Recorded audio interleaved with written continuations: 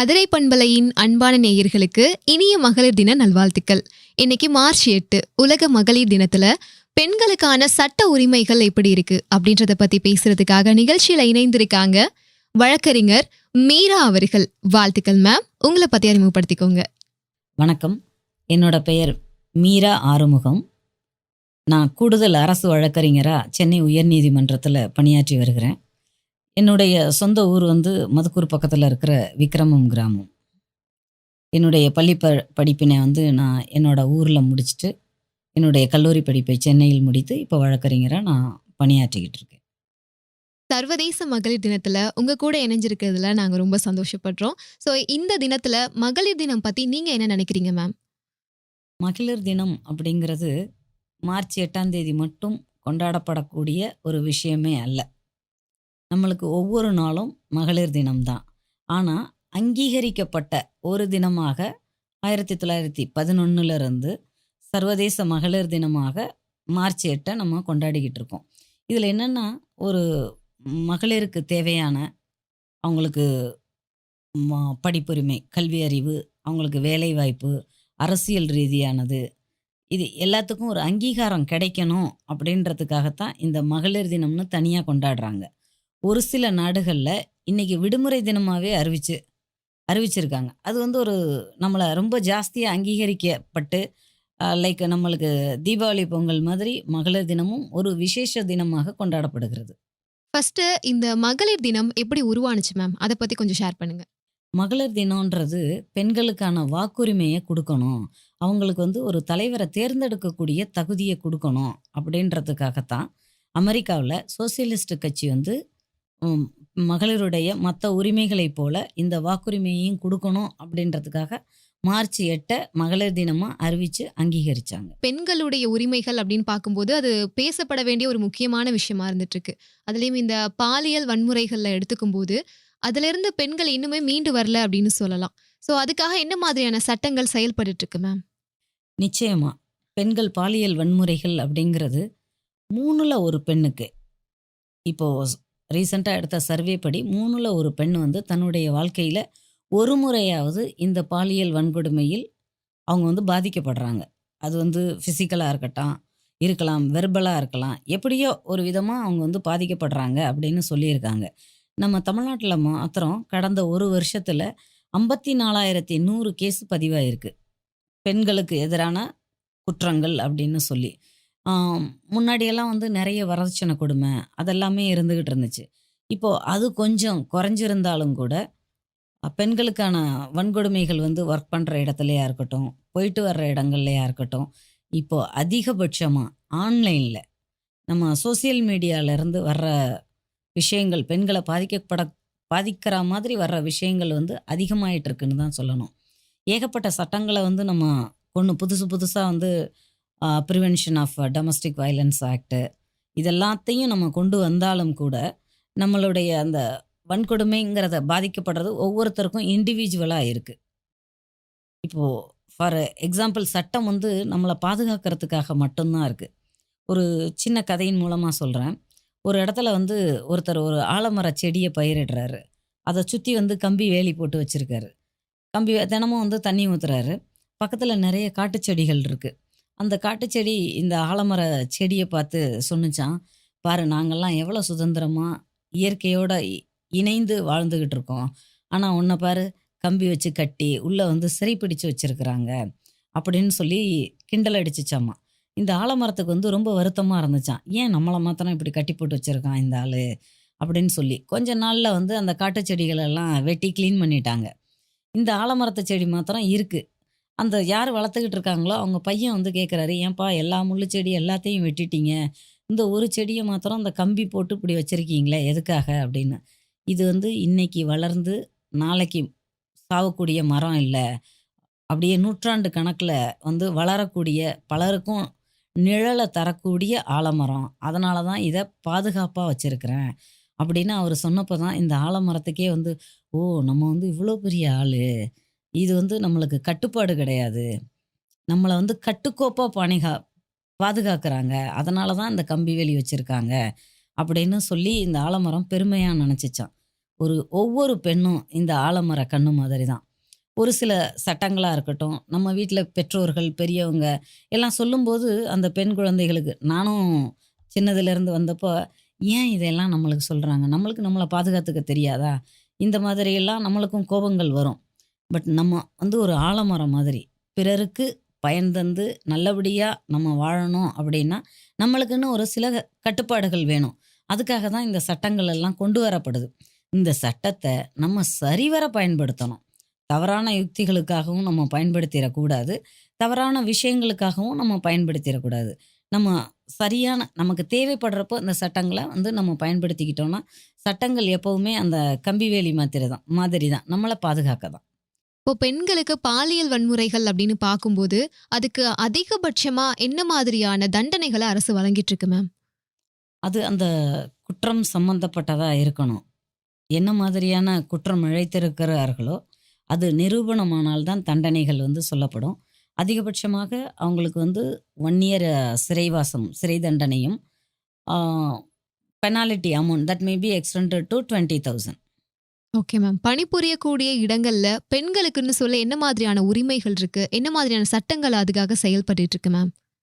இப்போ ஆணுக்கு பெண் நிகரென கொள்வோம் அப்படின்னு சொல்லி எல்லா துறைகளிலேயுமே ஆண்களுக்கு நிகரா பெண்களும் பணிபுரியக்கூடிய சூழ்நிலை உருவாயிடுச்சு. எல்லா இடங்கள்லையுமே பெண்கள் வந்து இப்போ மிட் நைட்ல நான் ஒரு நாள் சென்னையில பார்க்குறேன்.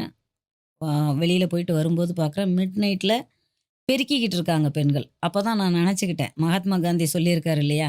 என்னைக்கு ஒரு நாள் நைட்டு 12 மணிக்கு ஒரு பொண்ணு தனியா இருக்கோ, அன்னைக்கு தான் தனியா, ஃப்ரீயா, சுதந்திரமா அவங்களால நடமாட முடியுதோ, அன்னைக்கு தான் சுதந்திரம் வாங்குனதா அர்த்தம் அப்படின்னு சொல்லியிருக்காரு. அப்போ நான் நினச்சுக்கிட்டேன், பரவால்ல நம்ம நாடுக்கு வந்து சுதந்திரம் வந்துருச்சு. ஒரு பொண்ணு வந்து இன்னைக்கு தனியா ரோடு பெருக்குற வேலையில, நைட்டு 12 மணிக்கு ரோடு பெருக்குற வேலையில இருக்காங்க. நள்ளிரவுல விமானத்துல பயணிக்கிற பொண்ணும் இருக்காங்க. விமானம் ஓட்டுற பெண்ணும் இருக்காங்க. ஸோ நம்ம வந்து ஏ டூ இசட் எல்லா இடங்கள்லயும் நம்ம இருக்கோம். ஆண்கள் கூட தான் நம்ம பயணிக்க வேண்டி இருக்கு. சில நெறைய இடங்கள்லன்னு சொல்ல மாட்டேன். ஒரு சில இடங்கள்ல தவறுகள் வர்றதுக்காக, நம்மள தவறா பெண்கள வந்து ஒரு போகப் பொருளா பார்க்கக்கூடிய மனிதர்கள், ஆண்கள் மட்டுமே அவங்கள மனிதர்கள்னு சொல்லக்கூடாது. ஆண் மிருகங்கள் மட்டுமே இருக்கக்கூடிய இடங்கள்லயும் நம்ம வேலை செய்ய நேரிடுது. இந்த மாதிரியான வேலை செய்ற இடங்கள்ல உள்ள பெண்களை பாதுகாக்கிறதுக்காக 2013ல ஒரு சட்டம் வந்துச்சு. அந்த சட்டத்தின்படி இன்டர்னல் கம்ப்ளைண்ட் கமிட்டி 10 பேருக்கு மேல வேலை செய்ற பெண்கள் வேலை செய்ற எல்லா இடத்துலயுமே அந்த கமிட்டி உருவாக்கப்பட வேணும். இப்போதைக்கு வரைக்கும் எத்தனை இடங்கள்ல அத வச்சிருக்காங்கன்னு தெரியல. That is different. பட் நெறைய இடங்கள்ல அந்த கமிட்டி கம்பல்சரின்னு கொண்டு வந்துட்டாங்க. அந்த கமிட்டியில ஒருத்தர் வந்து ஃபிசிக்கல் அப்யூஸ்மெண்ட்டா இருக்கட்டும், இல்ல வந்து ஓரலா அவங்க பேசுறதுலயே செக்ஷுவலா பேசுறாங்க. இல்ல ஒரு சிலர் வந்து பார்வையிலேயே அவங்க வந்து நம்மள வந்து காயப்படுத்திருவாங்க. உடல் ரீதியா, மன ரீதியா நம்மள காயப்படுத்திருவாங்க. அந்த மாதிரி இருக்கிறதுக்கெல்லாம் நம்ம வந்து கம்ப்ளைண்ட் குடுக்கலாம். அந்த கமிட்டி வந்து அத விசாரிச்சு அதுக்கு அப்புறமா அவங்களுக்கு வந்து என்ன பனிஷ்மென்ட் குடுக்கணும் அப்படிங்கிறத டிசைட் பண்ணுவாங்க. சம்டைம்ஸ் அவங்க வந்து they may refer to court also. Criminal proceedings எடுக்கிறதுக்கான ஒரு சில இடங்கள்ல அந்த மாதிரியும் நடந்திருக்கு. இப்போ பெண்களுக்கான சட்டங்கள்னு பார்க்கும்போது, சமூகத்துல திருமணத்துக்குன்னு என்ன மாதிரியான சட்டங்கள் செயல்பாட்டுல இருக்கு மேம்?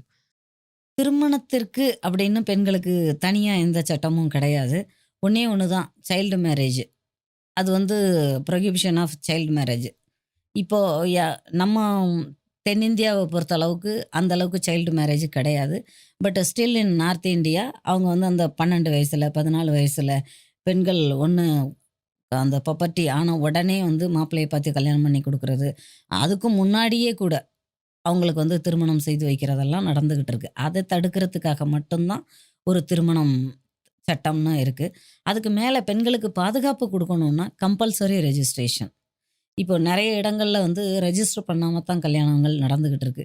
இப்போ கொஞ்சம் அந்த ஐடி ஃபீல்டுல இருக்கவங்க ஃபாரினுக்கு வந்து ஒய்ஃப கூட்டிட்டு போணுன்ற பட்சத்துல நெறைய திருமணங்கள் வந்து ரெஜிஸ்டர் பண்றாங்க. அத தவிர நெறைய இடங்கள்ல அந்த ரெஜிஸ்டர் பண்றது கிடையாது. ரெஜிஸ்டர் பண்றது நம்ம லேடீஸ்க்கு ஒரு பாதுகாப்ப குடுக்கும். திருமணத்துல ரிஜிஸ்டர் பண்றதுனால என்ன பெனிஃபிட் இருக்கு? இப்போ ஒரு திருமணம் வந்து இப்போ அந்த திருமணம் வந்து நம்ம ஊர் கூடி, உறவுகள் கூடி திருமணங்கள் பண்றோம். அப்போலாம் டைவர்ஸ் எல்லாம் கிடையாது. கணவன் மனைவிகளுக்குள்ள எல்லா காலங்களும் பிரச்சனைகள் வந்திருக்கு. அது வந்து ரொம்ப மிதமிஞ்சி போனால் அவங்க பிரிஞ்சு வாழ்ந்திருப்பாங்க. அவங்க ஒரு ஊரில் இவங்க அவ்வளோதான். இந்த டிவோர்ஸுன்றது வந்து இப்போய காலகட்டத்தில் நிறைய வந்துக்கிட்டு இருக்கு. இந்த டிவோர்ஸ் பண்ண போகிறாங்கன்னா கம்பல்சரி ரெஜிஸ்ட்ரேஷனும் கம்பல்சரியாக இருந்தால் நல்லது. ஏன்னா அவங்களுக்கு விமன்ஸுக்கு ரைட்ஸ், அவங்க ஹஸ்பண்டோட ப்ராப்பர்ட்டியில் ரைட்ஸ் கேட்குறதுக்கு அதுக்கெல்லாம் வந்து ரெஜிஸ்டர் பண்ணியிருந்தா ரொம்ப நல்லது.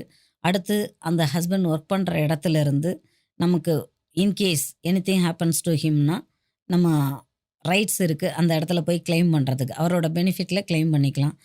ஃபாரினுக்கு போகும்போது அவங்க ஒய்ஃபை கூப்பிட்டுக்கிறதுக்கு ரெஜிஸ்ட்ரேஷன் கம்பல்சரின்னு சொல்கிறாங்க.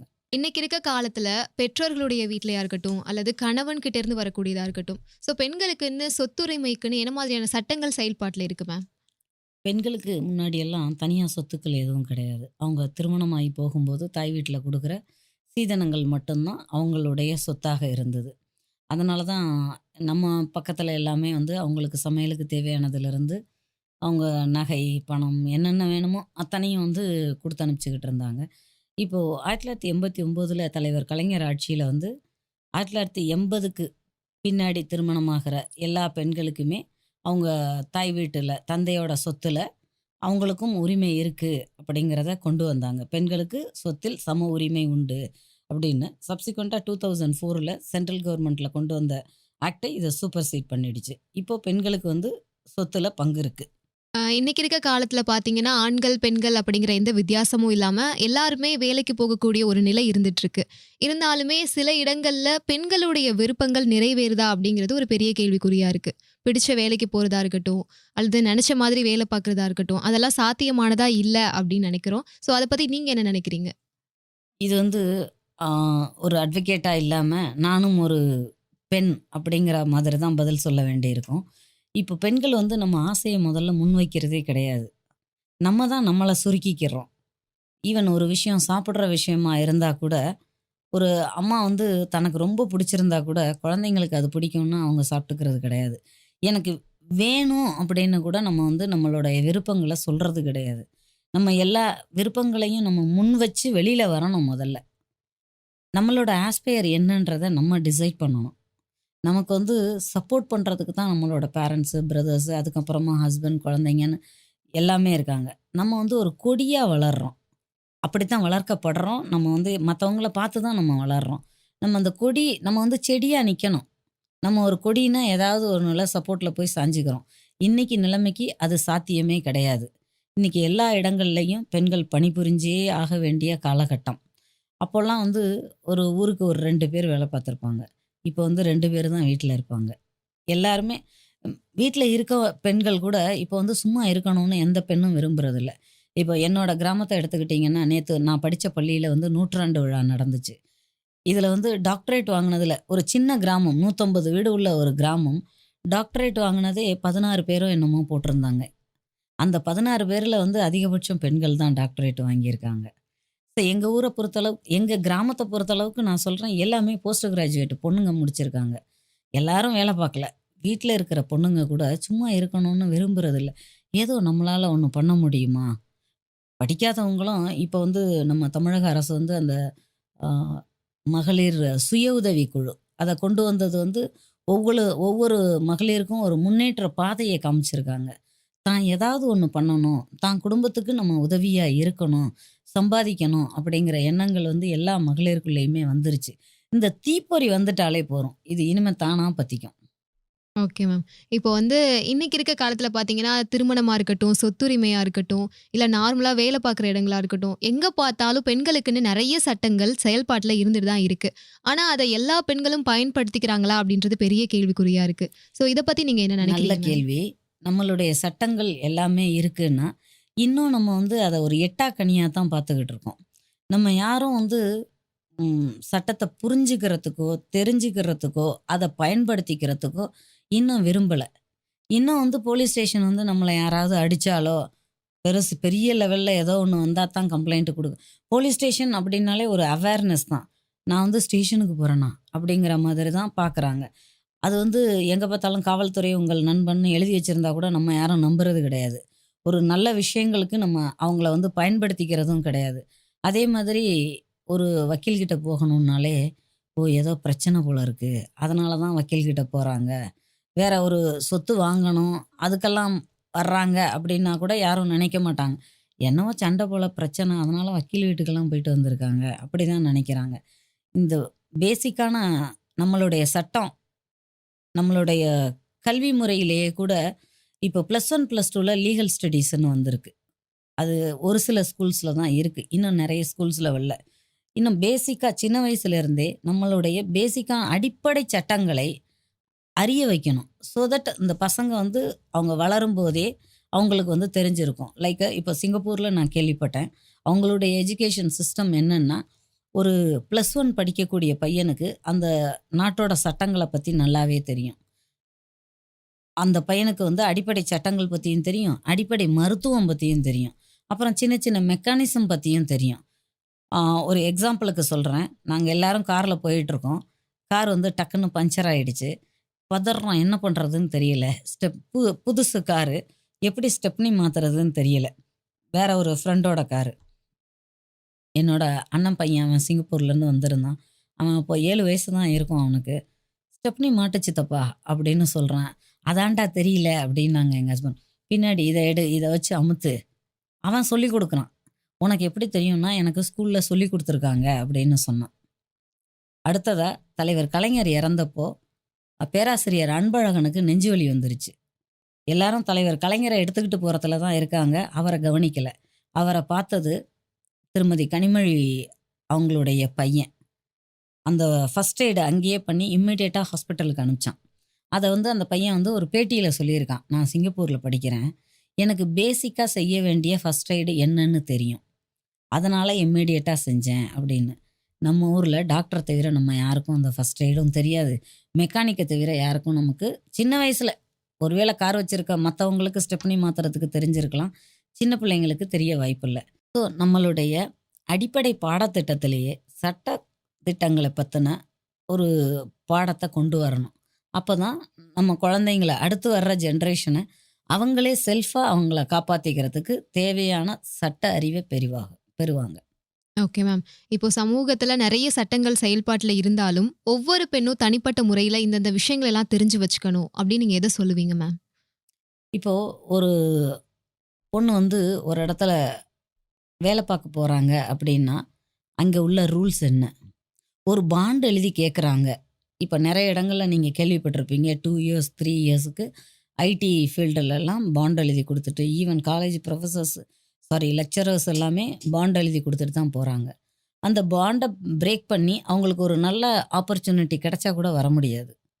இல்லைன்னா 3 மந்த்ஸோ என்னவோ சேலரி. அந்த பாண்டு எதுக்குன்னு முதல்ல கேட்க தெரியணும். அந்த பாண்டில் என்ன எழுதியிருக்குன்னு படிக்க தெரியணும், அதை புரிஞ்சுக்கணும். நம்ம அதெல்லாம் பண்ணுறதே கிடையாது. இப்போ பாண்டு கேட்குறாங்க, ஒரு வேலை கிடைச்சா சரி கையெழுத்து போட்டு கொடுத்துட்றோம். அடுத்து ஒரு நல்ல ஆப்பர்ச்சுனிட்டி கிடைக்கும்போது தான் அந்த பாண்டோட கண்டிஷன்ஸையே நம்ம பார்க்க ஆரம்பிப்போம். இது படித்த நிறைய பேர் செய்கிறது. ஸோ முதல்ல அந்த மாதிரி எதுக்காக கேட்குறாங்க அந்த பாண்டு? அடுத்து நம்மளுடைய ஒர்க்கிங் ஹவர்ஸ் என்ன, அந்த ஒர்க்கிங் ஷெட்யூல் என்ன, நம்ம கூட ஒர்க் பண்ணுற ஒர்க்கர்ஸ் யார், நம்மளுடைய சுப்பீரியர் யார், இதையெல்லாம் நம்ம வேலை பார்க்குற இடத்துல தெரிஞ்சு வச்சுக்கணும். அங்கே இன்கேஸ் ஏதாவது ஒரு ப்ராப்ளம், சக ஊழியர்கிட்ட இருந்து நமக்கு செக்ஷுவல் ஹராஸ்மெண்ட்டோ, இல்லை இப்போல்லாம் வந்து எல்லாமே ஆன்லைன் ஆகிப்போச்சு.